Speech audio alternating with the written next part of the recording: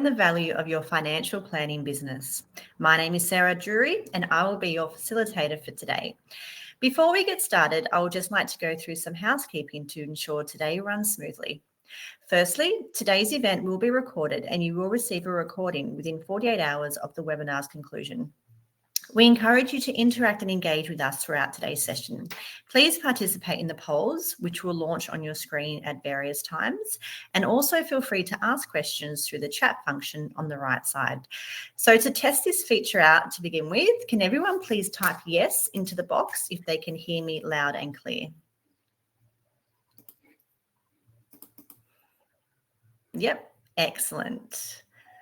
And I'm taking that as a sign. If a few people can, then the rest can as well. Thank you. So let's get straight into it. I would like to welcome Tony Arena from BCI Business Brokers. Tony is the Managing Director of BCI Business Brokers, boasting over 35 years of experience in business broking in Australia. He has dedicated his career to helping business owners navigate the complexities of selling their businesses. He is a fellow of the Australian Institute of Business Brokers, a registered business valuer, and a respected figure in the industry. I'd like to welcome it over to Tony so he can introduce our presenter for today. Hey, thanks, Sarah, and thanks for organising the webinar series here so efficiently. You won't be hearing too much from me because we have a very important guest speaker coming up and I want to cut to him very soon. But as far as I'm concerned, I've been business broking, as Sarah said, 35 years, and in recent times focusing on financial services. You're in financial services, our attendees, and if you have a look at those four arms, financial planning, mortgage broking, insurance broking and accounting, you're in those professions at the right time, because I have found that industries are booming, demand is very high for your businesses, and that means that values are going up. Supply can't keep up with demand, and in my experience over the years, if you're well prepared for sale and you've got a good business to offer, you will sell it well and sell it for a good price. Then I ran into Mark Lewin, who walks the walk and then now talks about where he's walked. So he's done it. There's plenty of presenters you'll meet and you know, they couldn't make it in business, so they end up training people. He's done it, and you're going to be excited to hear his message. I've always talked about increasing the value of a business, and that's what you're going to hear about today. Value is a function of two things for me: some sort of revenue or profit figure. It could be either one, and then a multiplier. And the ways you can improve the value of your business, most people say, oh, just boost your profit and your business will be worth more.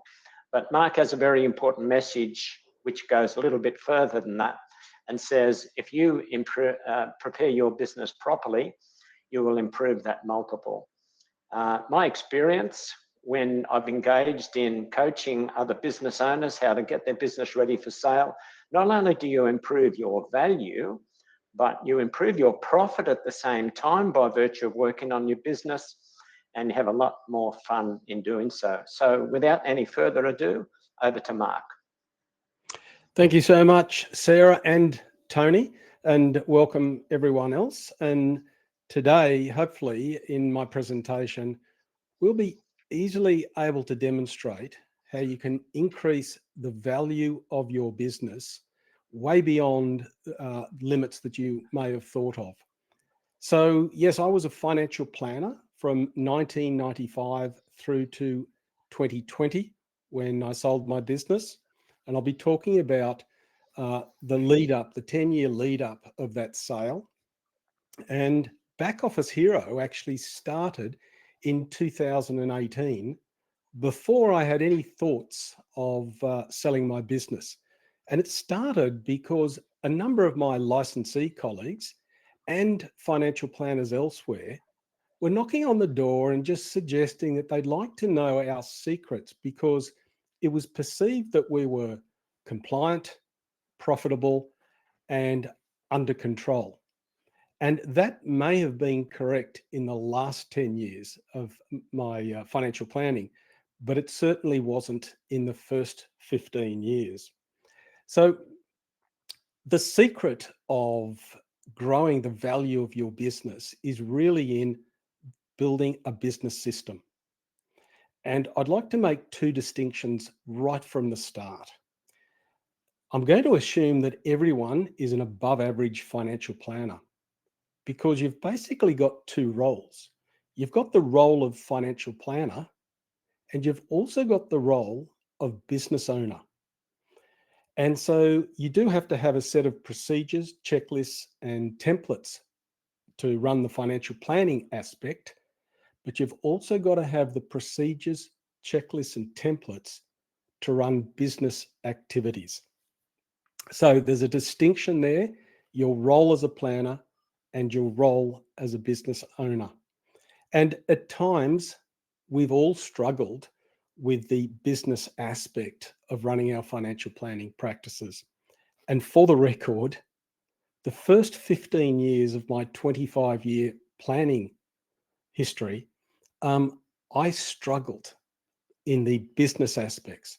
I loved financial planning from day one. I still get a kick out of helping financial planners in that aspect.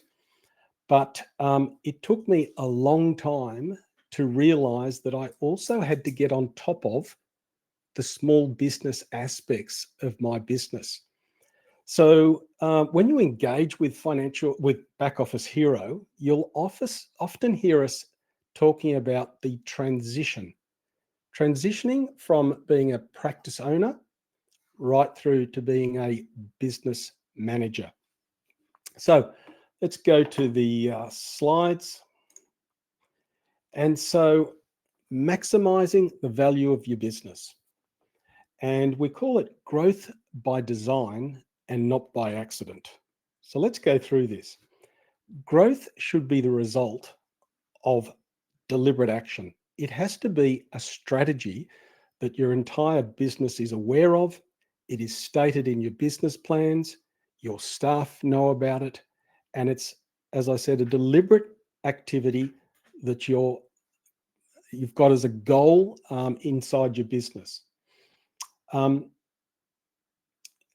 business owners, and indeed your office managers, should make data-driven decisions backed up by the data of your business. So you've got to understand the data. And we need constant evaluation of your business system. So we've heard about the likes of Toyota. They honestly believe that in every worker's hands, there is knowledge. And they believe that they must grab that knowledge, and they actively ask every worker in the Toyota factories around the world to give their ideas as to how they can improve the business. And they're all about tiny incremental changes to the business. And it should be the same in any small business, and you should promote it amongst your staff. You need robust business procedures, and I'm going to demonstrate how that's the foundation of growing a healthy business. And of course, to measure is to manage. Now, there is the first slogan that we're going to talk about today. And slogans are bandied around left, right, and center by all of us, including business coaches. And a lot of people can say to measure is to manage, but a lot of people don't really understand what that means. And we'll deep dive into that shortly. So growth by accident is unplanned, unpredictable, and potentially unsustainable. Let me give you a story to explain this. We had clients about 7-8 years ago, Scott and Sally, and Scott was nearing retirement. And he said, look, in the next 1 to 2 years, I'm going to move into retirement. And I said, Scott, you've told me that you share me with 2 other financial planners. And I'm telling you right now that it's in your best interest that you need 1 financial planner going forward. So you probably need to ask the 3 planners to present to you to see who you're going to choose, because And if it's not me, so be it. It's got to be in your best interest. So Scott agreed with that plan. And anyway, he lived closer to the city than from my office in Pymble. So we actually arranged to get an office in the BT Tower. We met them there. I took my asset consultant along to explain the subtle difference in portfolios when you move from accumulation phase to retirement phase. And my office manager came along and we had a PowerPoint presentation that we provided. A couple of weeks later, Scott got back to me and I said, how did it go with the two other financial planners? And he said, well, one of them just said he would rely on me making the decision. So we didn't actually meet. I thought that was strange.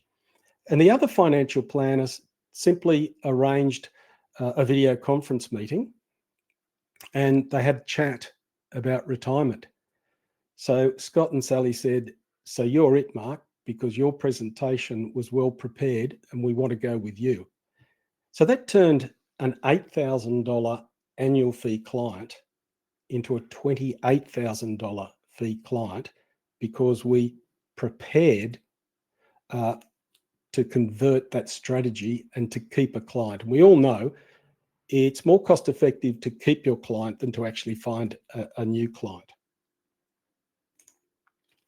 So how do we go about maximizing our business?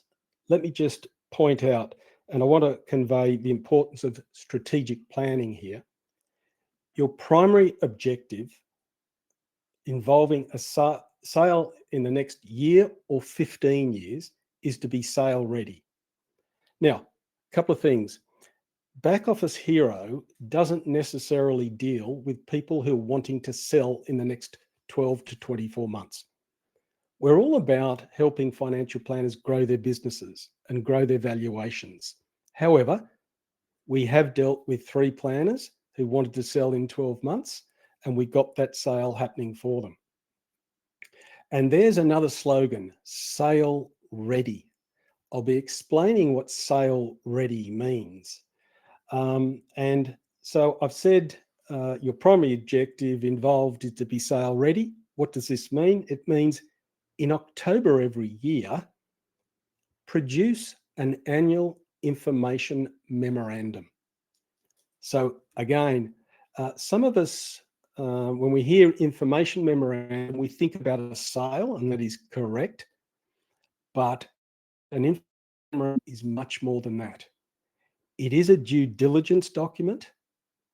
It is a sale ready document, but it's also a marvelous management tool to help you grow and manage your business. So what's inside the information memorandum? Of course, it's got your business location and details and entity structure, of course, but you've also got client metrics over time, business metrics over time, and that's around funds under management and fees, client retention details. How many new clients do you put on every year? And how many clients leave your practice every year? And if you're doing this information memorandum and something negative happens in the business, you're able to write up the reasons why something happened and to give an explanation as to why it may not happen in the future.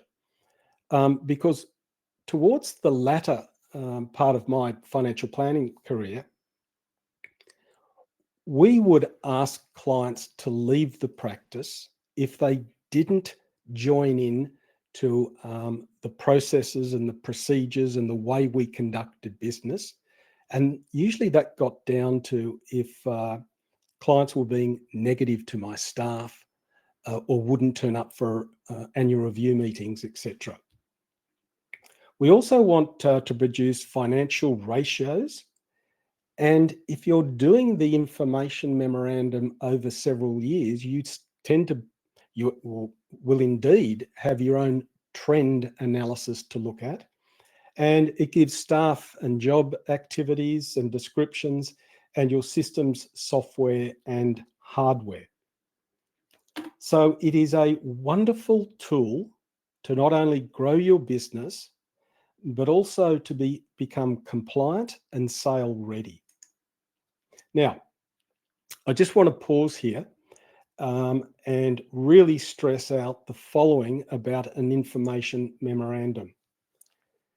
By doing this every year, there is a transformative power of producing it, and it lies in its ability to compel you to make business decisions that constantly enhance and improve the perception and performance for your business year after year.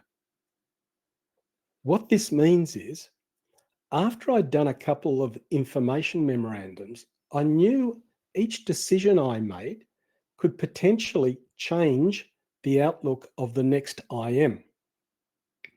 So if my average FUM per client was $1 million, and I had two prospects, one had $500,000 to invest and one had a bit over 1 million, you can see that making that decision to take on a 500,000 client would bring down an average. And so it made you take note of all of your decisions, and it compelled you to try and make all of the decisions where the metrics and your ratios would look better and better. And so it's almost like a magic power that takes over. So, Sarah, it's poll time. I believe you're going to take over. Yes, that's correct. We've just launched a poll, which should be coming up on your screen now. And the question for that is, does your business currently produce an annual information memorandum? So if you could just complete those answers, and they will then be shared with the team. And Mark, you should be able to see that in the poll tab. I can, thank you. Over to you. So we have, there's a 1 yes and 5 no's, if I'm reading that correctly. So let's move on. So I immediately took you to the end of my story in as much as producing that information memorandum to be sale ready. Now I want to take you back to the start and my hard road, because as I said, financial planning was enjoyable. Running my business was a lot more difficult. So I had a 25-year history as the financial planner. Then opportunity knocked, and your road doesn't have to be that difficult. So Back Office Hero has come about, and we just simply want to help other financial planners compress the time that they can make this transition from being a practice owner to a business manager. So on the screen is data for Markson Financial Planning, my business that I ran in the suburb of Brisbane in Sydney. And there was myself, and normally there was about 4 staff. Typical staff, there was the reception administrator, paraplanner, client service manager, and towards the latter parts, there was an office manager. But you can see 2 distinct periods here. And I started in 1995. The graph picks up in 2005. And as we move across to 2010, there wasn't much happening in terms of growth. And then all of a sudden, for the last 10 years of my financial planning history, things took off. And it's a very interesting story on what actually happened.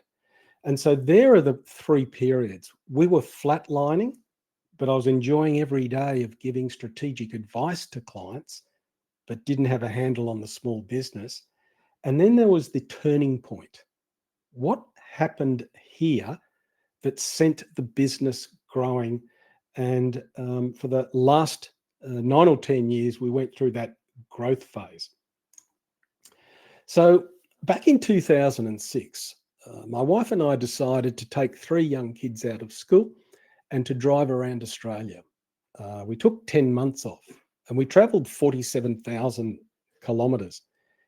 And there was a lot of time me driving that car on the highways of Australia, and I kept thinking about my practice back in Pymble. Did I have a business? What was the value of that business? And what possibly could I do to improve it and to grow? And so when I got back, I went straight to business health. You may know business health, run by Terry Bell and Rod Patino, and they do all the benchmarking for our industry. And I sat them down and I said, guys, I've got this idea that I should do a mock sale of my practice because I want to know if I've got a business and I want to know what its value is.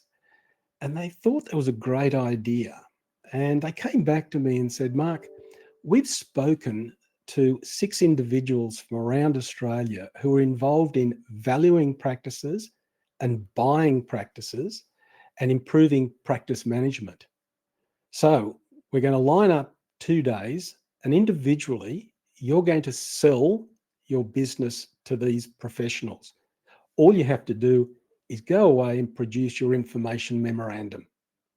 And I thought, that's great. But Terry, what is an information memorandum? And they explained it to me, and it took my right-hand person, my paraplanner, and myself a good 5 to 6 weeks to cobble together all of the metrics of my business. But I can assure you, every year we did that activity, it got down, it was a faster process to follow.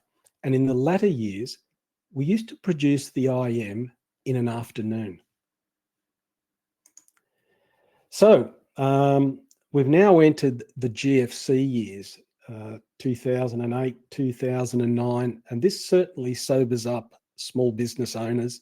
In fact, business managers around the world had to look at what they were doing and how they were managing businesses, and it certainly was the same for financial planners in Australia. And many coaches had said, package up your B and C grade clients and pass them over to another financial planner who will probably love them more than you can, and you're left with A grade clients. And so without a real appreciation of that, indeed, whilst I was away traveling around Australia, one of the other financial planners in our licensee became our locum. And whenever advice had to be given, and he worked out of my office, my staff would bring him into the meeting room and he would present the advice through his own AR. And so I said to him, if you can stick around while I'm traveling Australia and another further 2 years after I've come back, I want to pass on to you 215 B and C grade clients. And a strange thing happened. A year after I got back, and still 1 year before I had to pass over the clients, free of charge, mind you, Ben came and said, Mark, I'd really love to take over these clients now. I'll pay you $50,000 and buy them from you. So looking back, there are a number of things occurred that I didn't realize at the time. But here was a young financial planner. He had looked into my business. He had provided advice to my clients. He saw our file notes and client files, and he liked what he saw, and he paid $50,000, but he could have just waited a year and got them all for free. But on that day, we went from 315 clients down to 100 clients.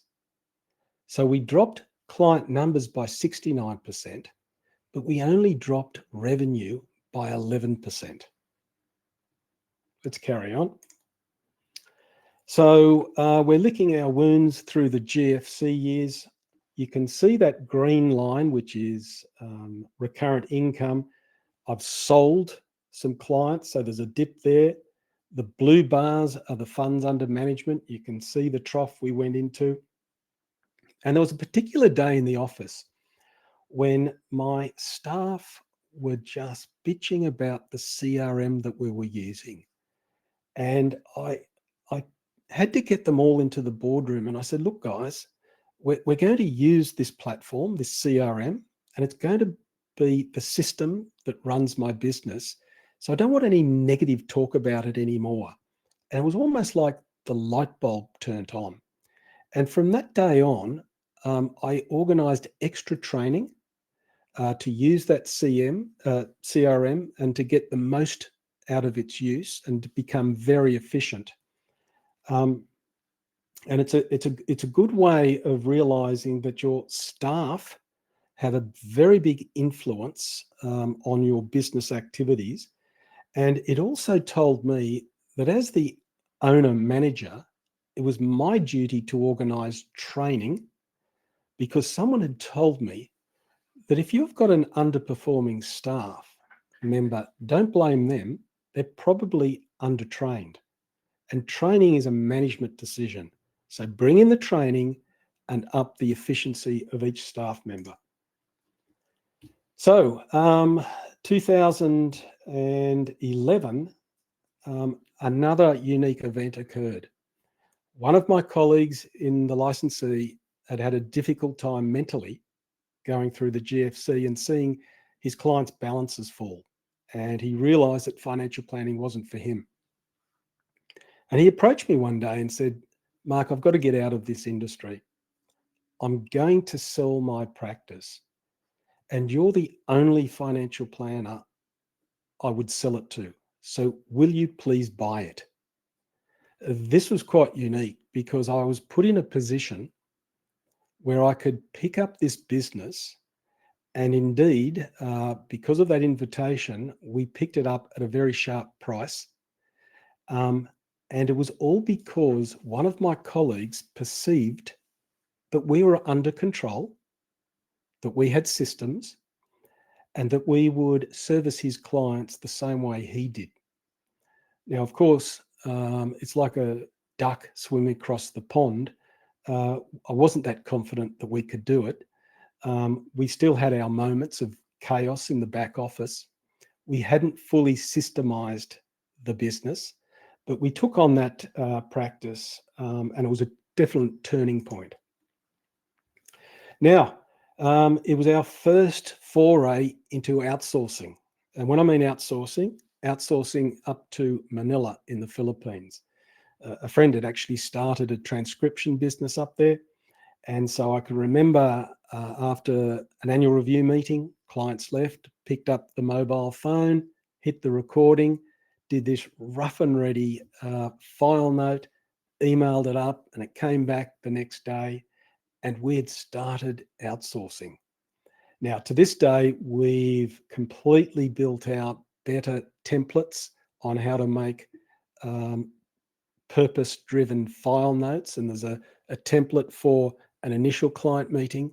There's a different template for annual review meetings and a different template again for an SOA presentation meeting. And so we've fully developed templates for meetings. And what I used to do, I'd send the template to professional standards, and I would get them to give me the tick of approval that inside my file note templates was all of the compliance activities and disclosures and disclaimers that we should have there. Now, after purchasing that business, we ended up with 5 administration platforms.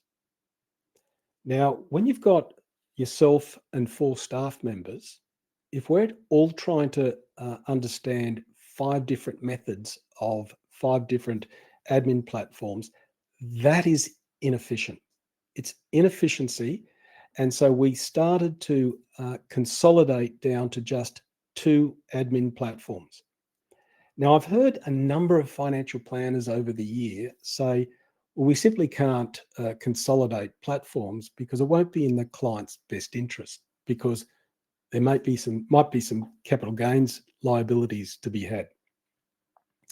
Firstly, that is correct, but there are ways around that.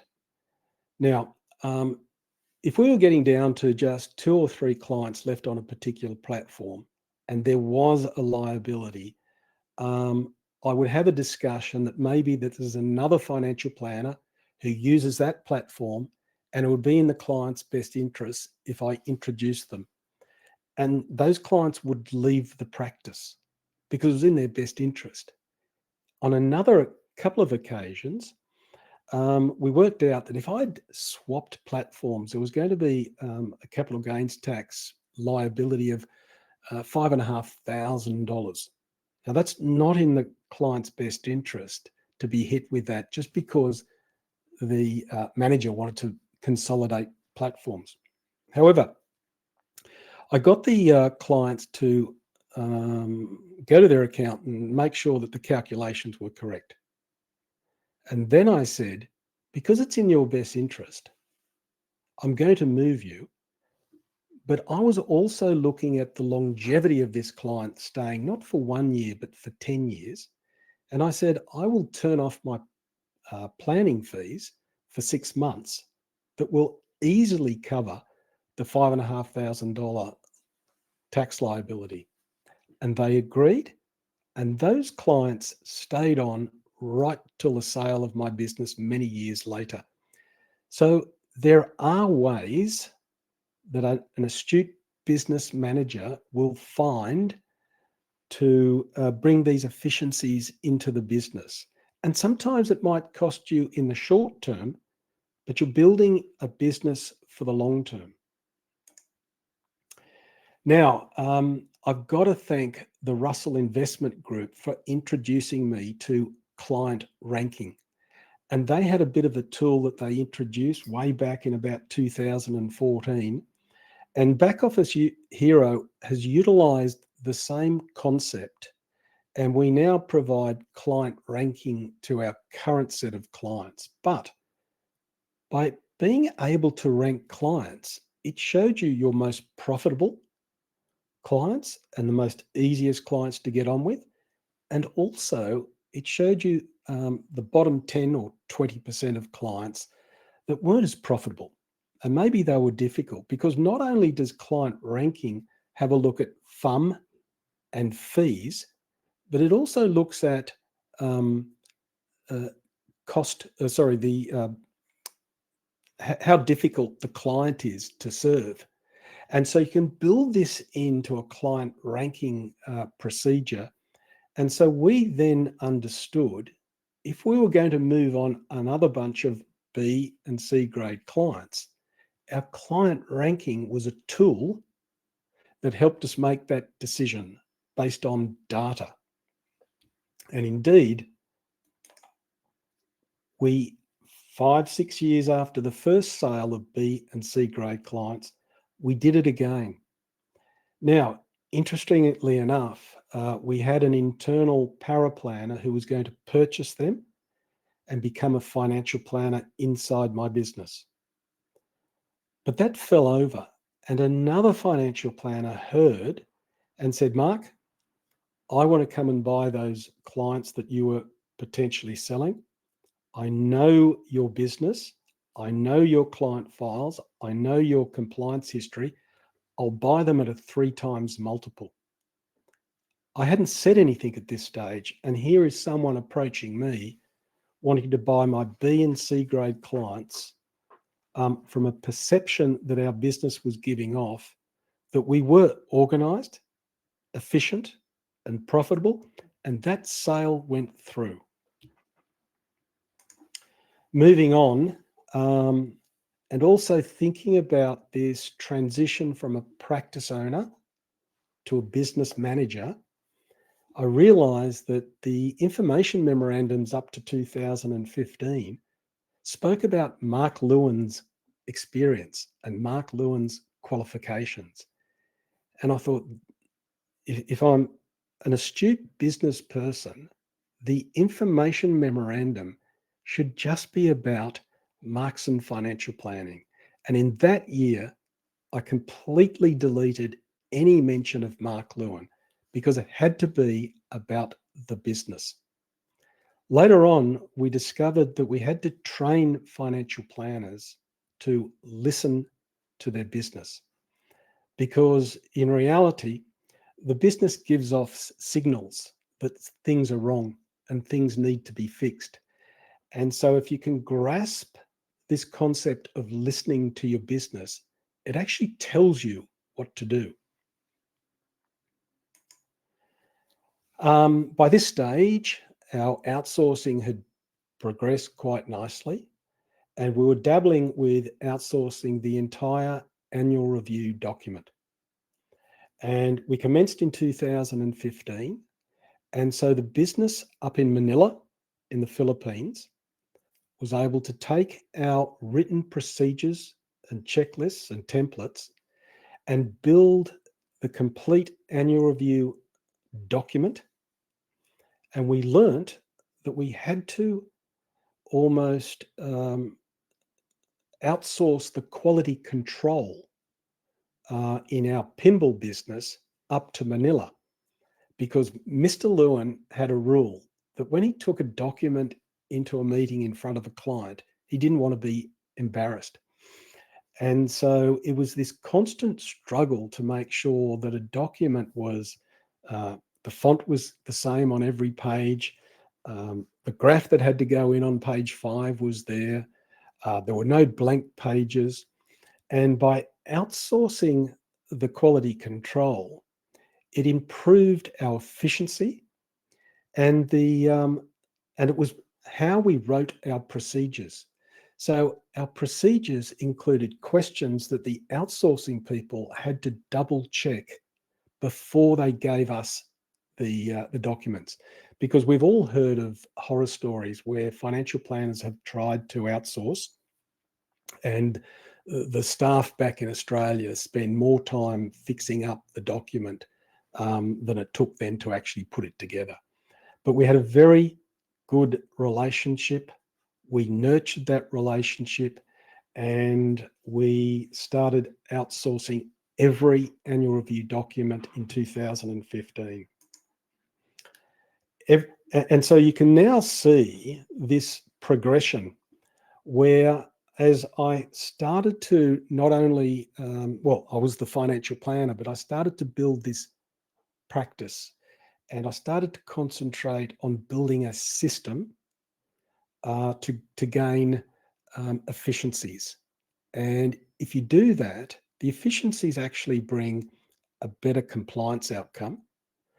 It starts to impact positively on your profitability. And all of this meets up with an improving enterprise value.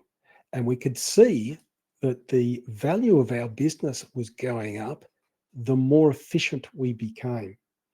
And then in 2018, we had what we refer to as our car crash moment.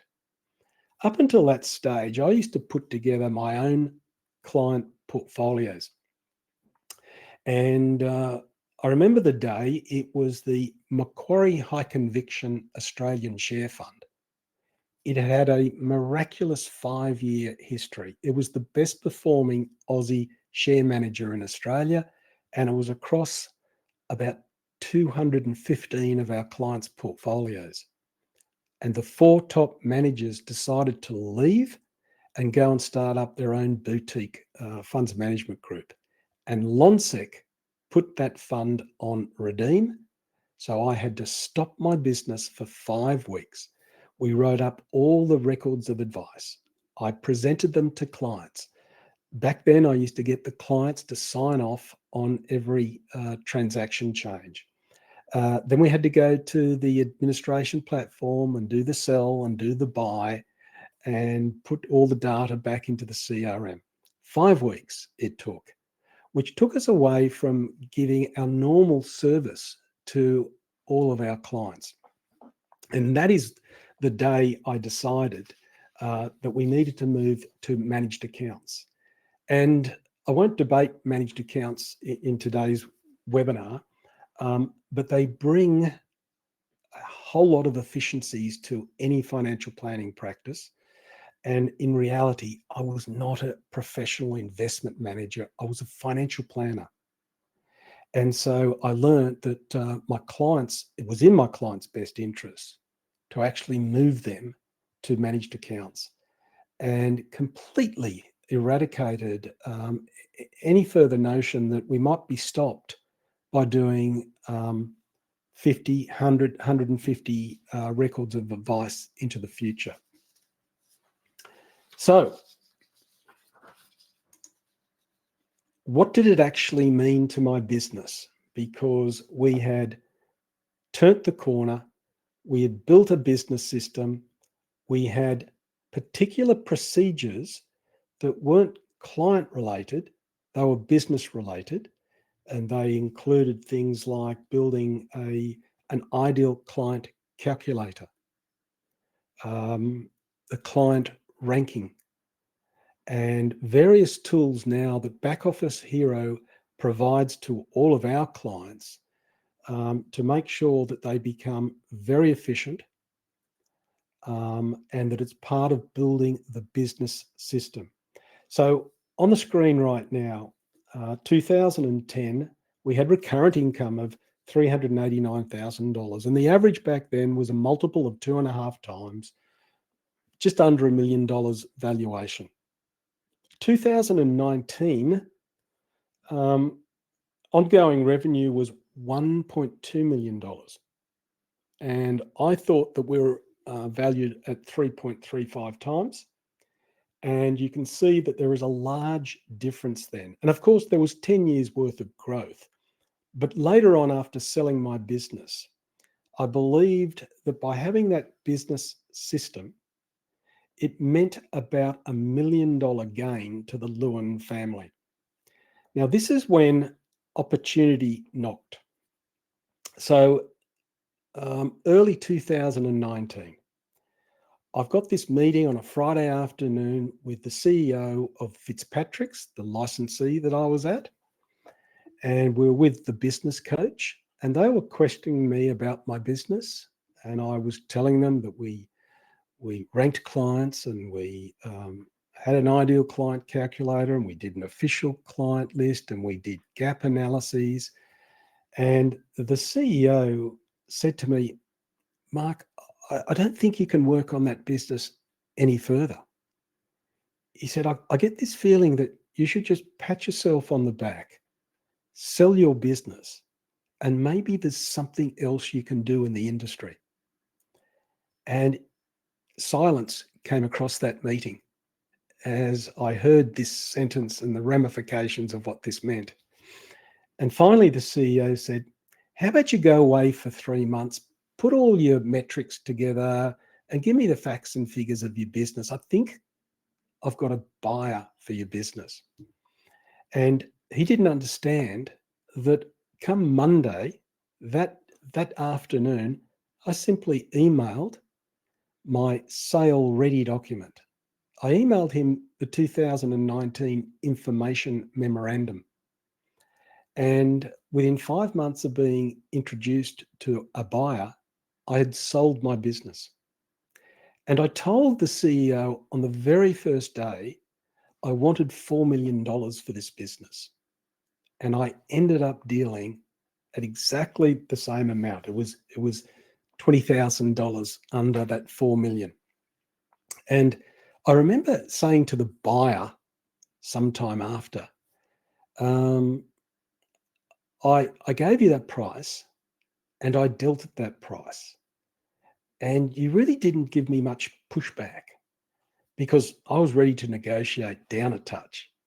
And he said, "Mark, I had done due diligence on 11 other practices. And when I saw how you have gained control, put in a business system, written all those procedures, checklists, and templates, and that I could take a couple of your staff, I thought, I'm just going to buy this business because I won't find this opportunity again."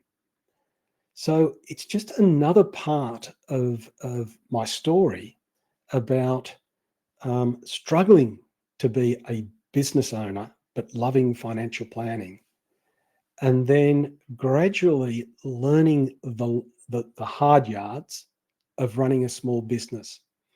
And so Back Office Hero took all of the experience of my own sale and also of what the buyer was telling us. And we've gone from strength to strength, helping other financial planners in Australia grow their businesses.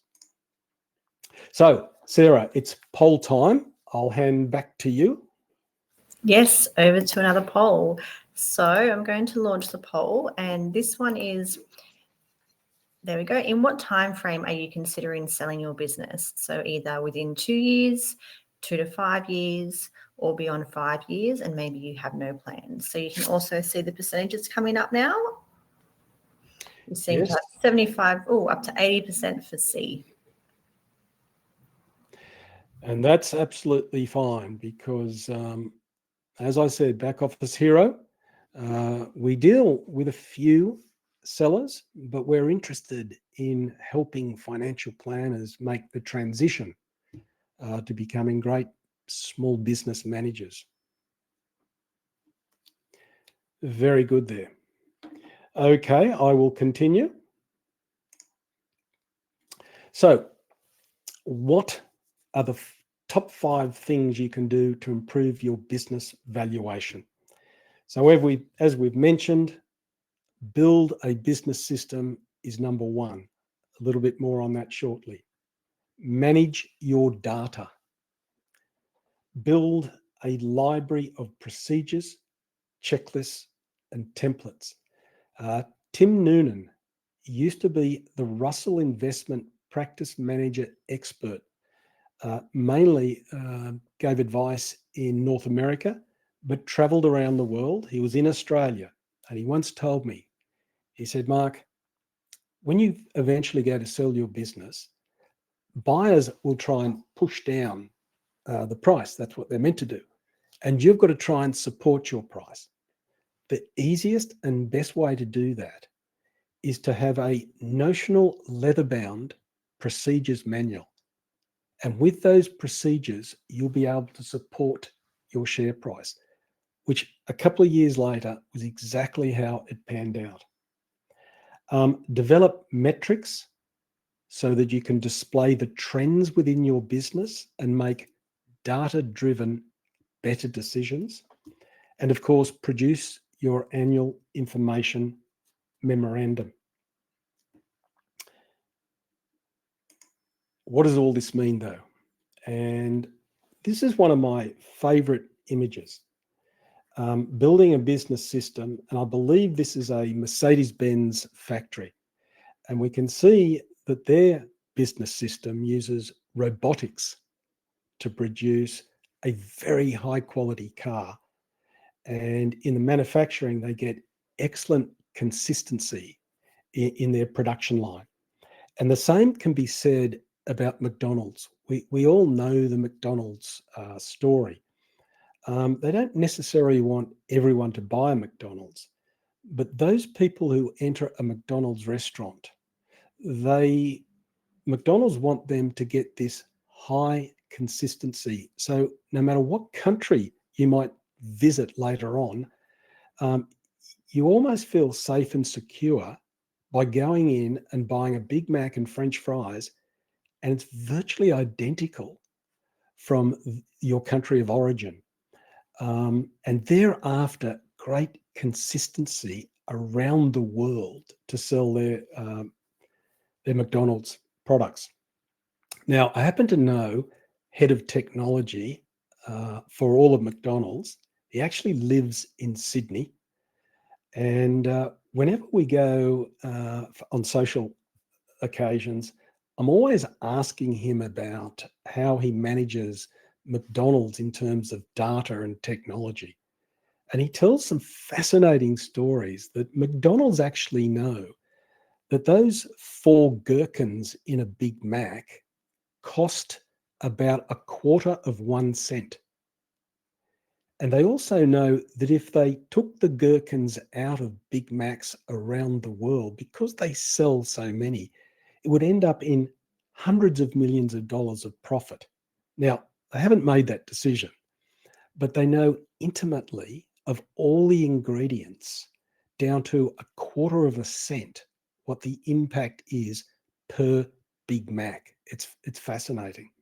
He's also demonstrated to me that if a storm is approaching Sydney, there will be a change from people buying hamburgers to people buying coffee. And so they've analysed weather patterns so that they can forewarn their franchisee owners on what to expect simply based on the weather. And the other great example of building a business system that I like is Jim's Mowing. So for those people who just want to mow lawns for a living, you can go to Jim's Mowing and you can acquire a franchise area. And when you're filling out the application for Jim's Mowing, there are 8 different ways that you can buy the equipment you need, lease that equipment, rent that equipment, and they give you a pre-filled out application form if you want to go to your bank to get the finance, their financier, and it's all packaged up in the application form. So they know how to systemize the business of mowing lawns. And by the way, if someone in your franchise area wants their lawns mowed and goes onto Jim's Mowing's website, it sends the franchisee owner a message on the mobile phone. Now, at that stage, you don't have to accept that new person as a client. You can give it to the franchisee owner of the next area. You can sell it to that person, or you can simply give it back to Jim's Mowing's head office. It's all built in to the procedures for someone who simply wants to mow lawns, do the edges, and earn a living that way. So I can't stress enough the importance of building your business system. And of course, the system leads to great consistency, which adds to profitability. And of course, this is a way of increasing your enterprise value. Managing your data. Now, a lot of people have heard the saying, dirty data in, dirty data out. Well, Back Office Hero has the privilege that my business partner, Chris Morris, is fanatical about data and its management. And we're able to now go into financial planning businesses, and Chris can go into the CRM, extract data, and learn so much about that business and its value on the quality of the data. Not only that, we can then help the business owner clean the data and have complete data, and then how to manage data from that point in. A great example of a business procedure is to have a data protocol.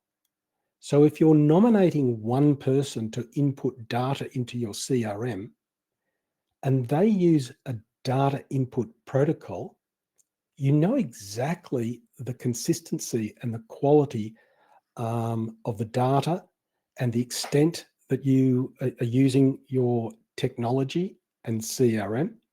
And another great example is for estate planning for my clients, I used to use Christine Page from David Lander Stewart Lawyers in Sydney.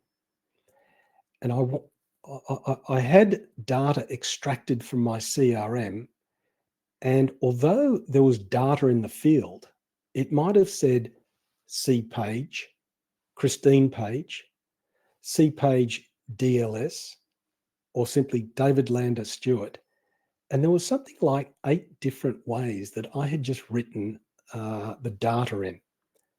With a protocol, the data goes into the field and it goes in the same way. Now, I know that's a small aspect of clean data, but if you're building a culture within your practice of clean and complete data, the way to do it is to introduce a protocol. And if you're lucky enough to be able to have one data champion do all of the data input, all of a sudden your quality increases. And that will have a positive effect on your business valuation.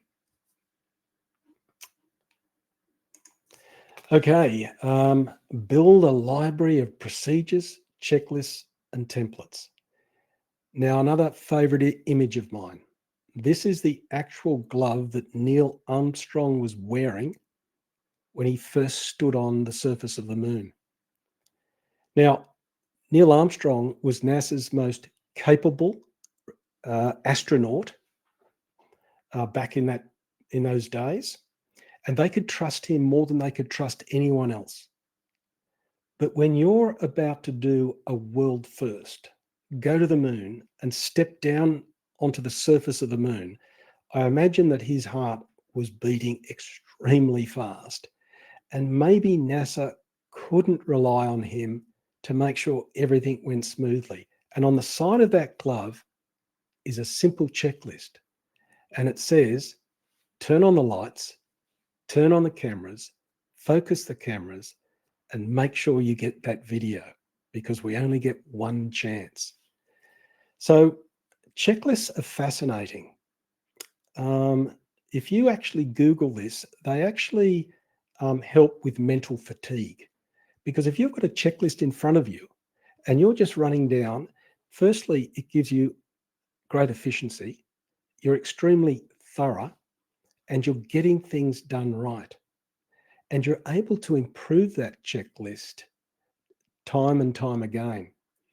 And so these procedures, checklists, and templates have a very big impact on the value of your business.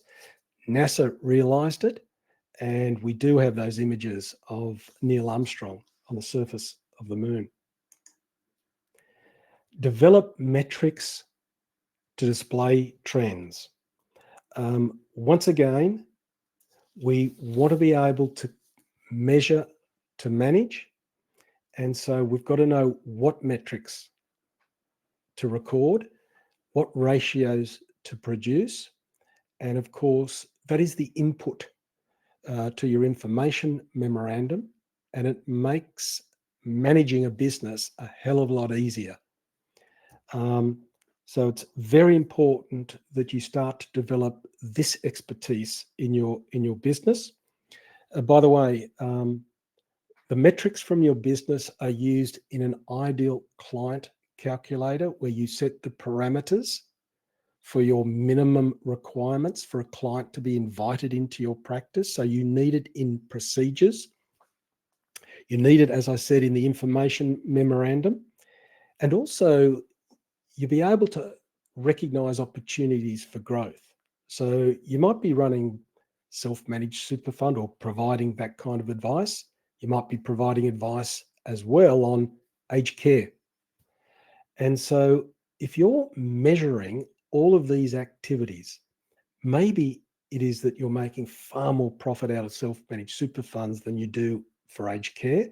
And that might impact the future of your business simply by knowing the profitability of certain services that you provide.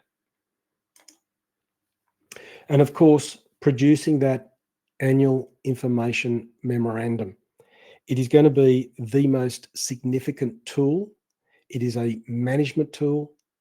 It is the due diligence document that you'll require, and it is your sale-ready document. So we bandied around that slogan earlier on. Sale-ready means, do you have an information memorandum, and if opportunity comes knocking, like it did for me, and I had no intention of selling that business when the CEO spoke to me that day, but we were in this unique situation where I didn't have to run around and patch up my business and ready it for sale. We were sale ready. It was done and dusted because the transformative effect of having that IM meant that year after year after year, we were slightly improving the business and growing the business system. Very, very powerful as you build the value of your own business. Now, we're going to promise to send everyone our business quality indicator as an example of one of the business procedures that you can use. This is not a financial planning procedure. And I know you can't read all of those lines, but this is a self-assessment tool. And you go through those questions, transferability, efficiency, compliance, and you mark yourself out of 100. And you'll see dark green means that you're very capable in this area of the business, and red means there's a lot of work needs to be done in these areas. But as you work through this, you get a final score, which Chris Morris has converted into a range of your multiple. And by adding in your recurrent income, you get this valuation indicator. Now, I must stress, this will not value your business. Back Office Hero are not valuers. There is my disclaimer at the base of here. But it's a wonderful self-assessment that anyone can do on their financial planning business. And you simply know where to allocate resources over the next 12 months that will improve the value of your business. Probably my favorite graph that comes out of the metrics we produce. This is about ranking your clients, and there's a upward sloping line there that you can see, which roughly measures FUM and fee. And I know that a lot more goes into pricing your services than those two, but you can see that there's a dot right down here. So there's a particular client, and I use this data to get one client to increase his annual fee by $3,300 by suggesting that my other clients were supporting him, and that through data, I needed him to sign off on a fee increase of $3,300 inside the annual review that I was conducting. He was an astute business person himself. He saw the evidence, he smiled, and he signed off that increase of $3,300. So a great example how knowing our data and ranking our clients improves the outcome of your business. So look, that ends the formal part of my presentation. Please visit our website, backofficehero.com.au. We have 3 service packages or offerings, right through to our brand new offering of an online course. And if you're wanting to dabble with the services from Back Office Hero, you might start here. It's a 6-module online course that you do at your own pace. It's just $330 per module for the 6 modules. We do offer a coaching extension to that, and our full service consulting service is also listed on our website there. And I'd love to touch base with you all just to see how Back Office Hero can help you increase the value of your business. So, Tony and Sarah. Yeah, thanks, Mark. Mark, terrific. As I prefaced at the beginning, you're talking about something that you've done. You're talking to people who do what you did and then took your business to a successful sale.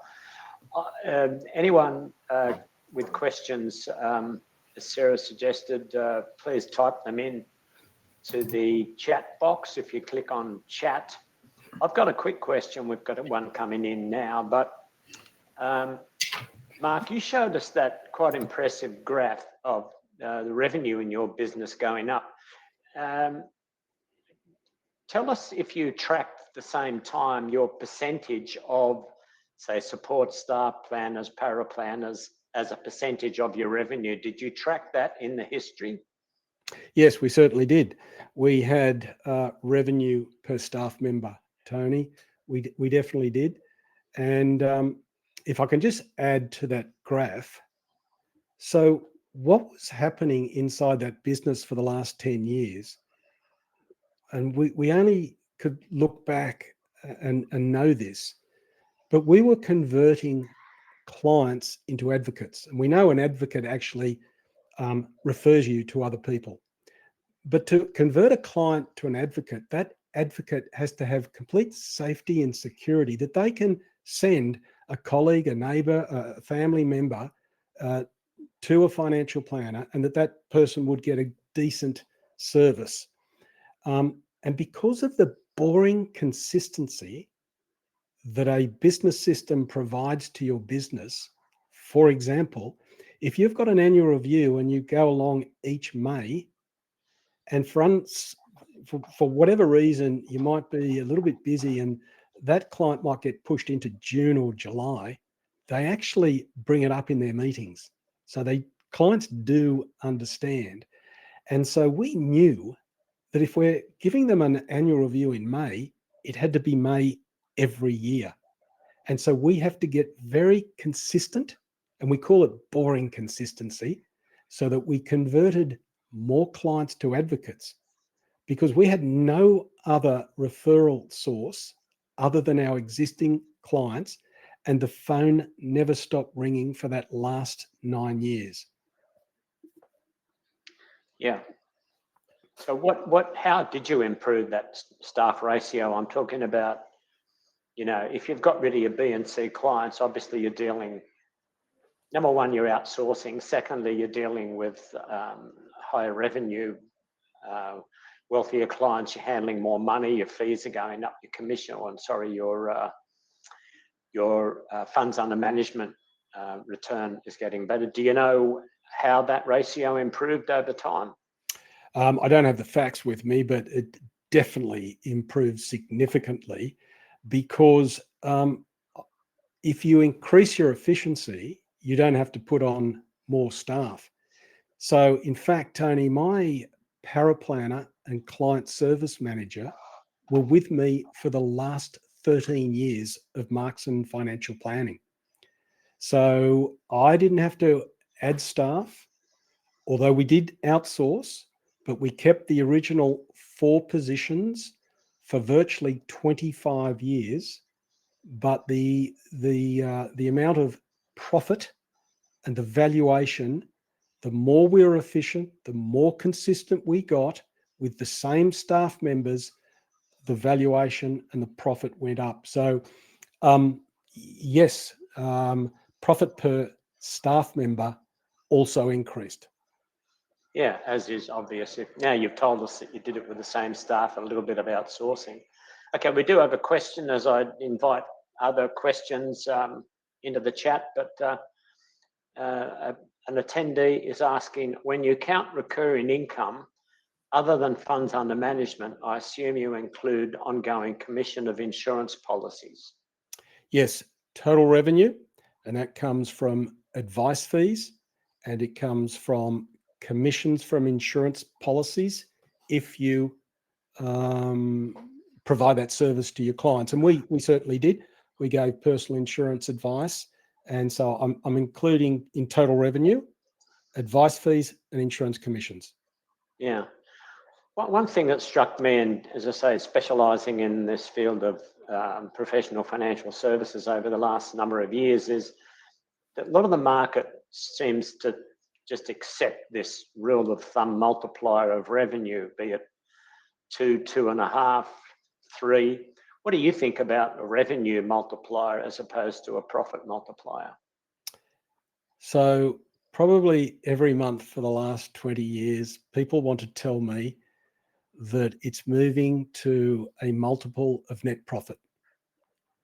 To this very day, the transactions that I see are still a multiple of recurrent income. Right. So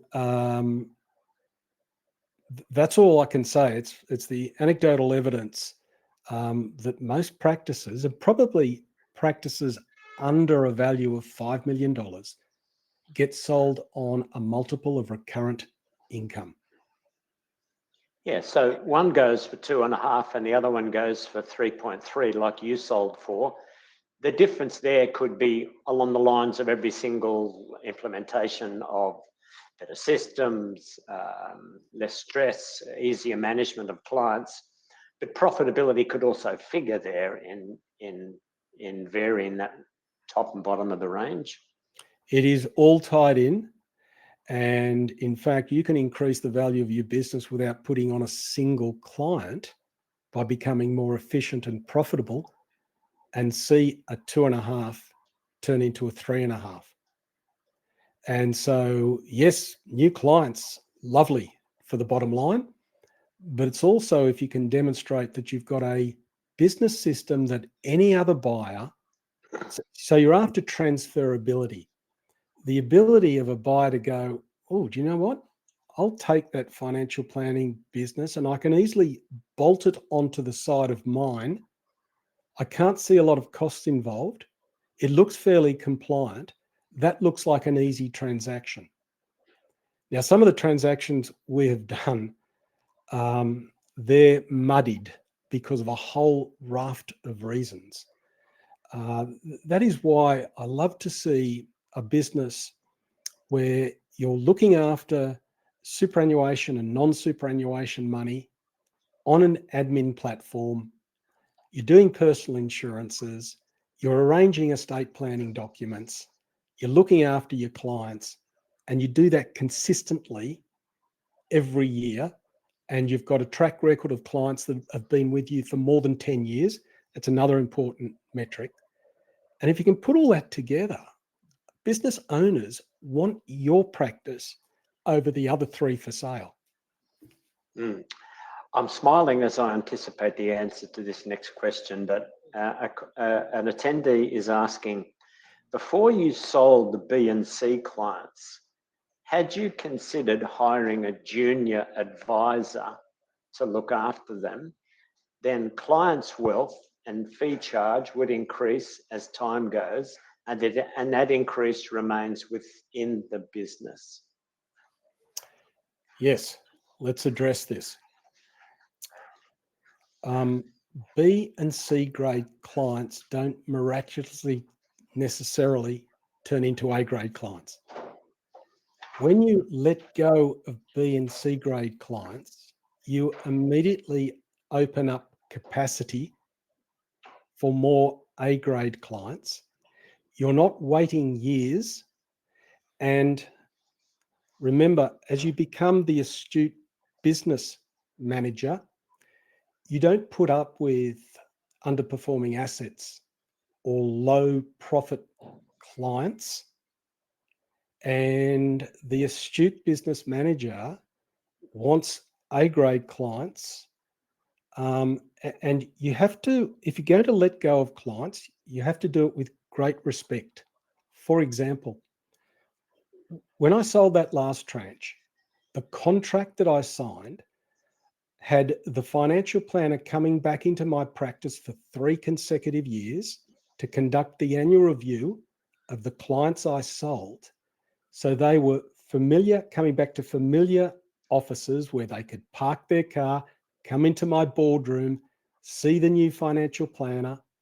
And we actually put the financial planner onto our investment committee. So my client said, oh, this is not bad. Mark's just not dropping us. I go back into the same office. I can say hello to Mark. I go back into the same boardroom. The new financial planner is part of the investment committee. So Mark is still influencing the outcome. So that is a way, with great respect, we moved on B's and C's, but the new financial planner could love them more than what I could because I was concentrating on the A grade clients. So it was in the best interests of my A grade clients to let go of the B's and C's, if you understand what I'm saying. Yeah, and also I'm guessing that it's easy to say, oh, just put on someone, put him in the corner over there to look after the clients, but ownership of the business is involved with every single client, right? That's right. And I'll finish off your original question.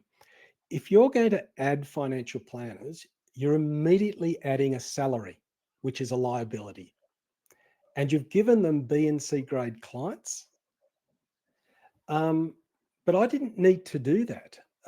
My ongoing recurrent revenue when I sold was close to $1.3 million, and I was the single financial planner. So what I'd like to stress is just become more efficient yourself and your existing staff, and you can still grow a multi-million-dollar financial planning practice in the suburbs anywhere in Australia. Personally, I'm seeing this trend, and at the conferences of the leading insurance brokerages, mortgage brokerages, and now I'm assuming financial planning businesses, the stars of the industry are turning up and saying exactly what you've said. I'm doing all this myself with a support staff of 5, rather than putting on 3 other loan writers or whatever it might be, financial planners to cover the load. The load is covered by the support around the star player in the company. Correct. Okay. We might even give people an early lunch here, where we've come up to an hour 15. Sarah's going to sign off. Unless there are any more questions, could you quickly put those questions into the box? Otherwise, give us some quick feedback on your way out. But I'll hand over to Sarah for what's going to happen post-event. Thanks, Tony. And thank you, Mark, for a very engaging presentation. I'm sure everyone took away a few thoughts they can apply straight away. For everyone online, we hope you enjoyed today's session. You will be receiving an email within 48 hours that will have a link to the recording, as well as any supporting documentation and Mark's details if you wish to contact him after the event as well. Within that, there'll also be a quick survey just to get your feedback on today's event, so please feel free to provide any information or any additional feedback.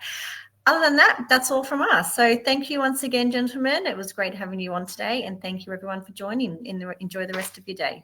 Thank you, Sarah. Thank you, Tony. Thank you, Mark. Bye. Thank you. Bye. Bye-bye.